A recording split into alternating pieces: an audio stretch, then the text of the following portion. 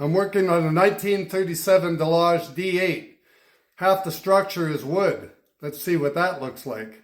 Pretty serious termite damage. There we are. So we're replacing the wood. This is this piece here. And we put in these pieces. This had to be cut out, replaced. Same down here, and this one on the end. We splice it. This is steel on top, gets nailed into the wood.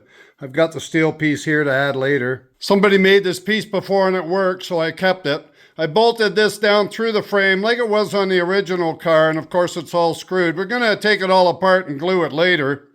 Down here, I recessed a steel plate in. I call it a fish plate when you do that. You do the same on a frame and other structures sometimes.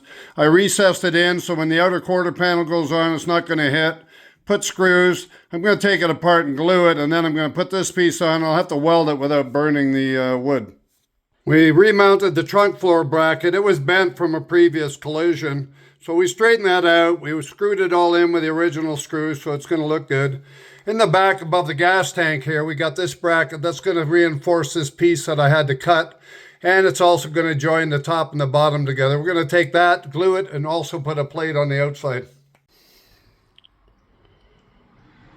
I put another brace here because we got to keep it up. From the up and down has to stay solid. We're going to glue this. I put another one here, but I've also glued it already. It's glued, it just doesn't look it. This one still has to be glued with an adhesive. It doesn't need a bracket because there's one on the back. I'm still going to glue in between here. This is all fit already.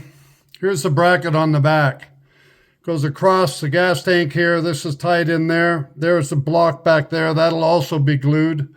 And this bracket here holds it all together. Now the height is critical because if this moves, the roof moves, the door won't fit even 1/8 of an inch, and the windshield roof won't fit the windshield properly. It all works. It's all very accurate.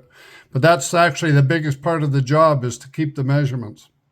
The next is to cover that wood with the rear quarter side panel, which is nailed and welded. Please like and subscribe.